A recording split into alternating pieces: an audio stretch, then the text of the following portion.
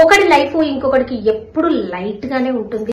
ఎవడి లైఫ్ వాడికి చాలా వెయిట్ గా ఉంటుంది.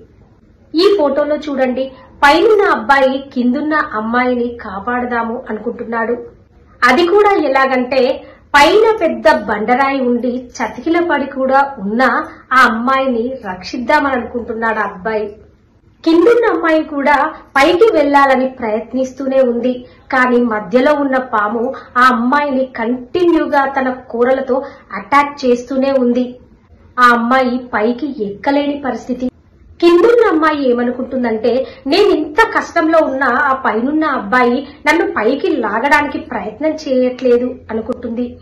పైనున్న అబ్బాయి అనుకుంటున్నాడు, నా పైన ఇంత పెద్ద బండరాయి ఉన్నా సరే నేను ఆ అమ్మాయిని రక్షిద్దాం అనుకుంటున్నాను, ఆ అమ్మాయి కనీస ప్రయత్నం కూడా చేయట్లేదు పైకి రావడానికి అనుకుంటాడు. ఇక్కడ ఒక మిస్కమ్యూనికేషన్ ఉందండి. పైనున్న అబ్బాయికి ఆ మధ్యలో పాము ఉంది ఆ అమ్మాయి దగ్గర అని తెలియదు.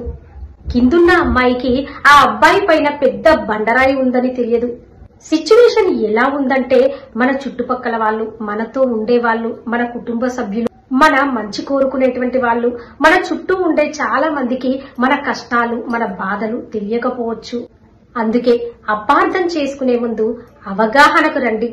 కొన్నిసార్లు మన కళ్ళతో మనం చూసేవి కూడా అబద్ధం కావచ్చండి. దాని వలన మనకు బాగా ఇష్టమైనటువంటి ఆప్తులు కూడా మనకు దూరం అవ్వచ్చు. ఆ పరిస్థితి మీరు అక్కడి దాకా తెచ్చుకోకండే.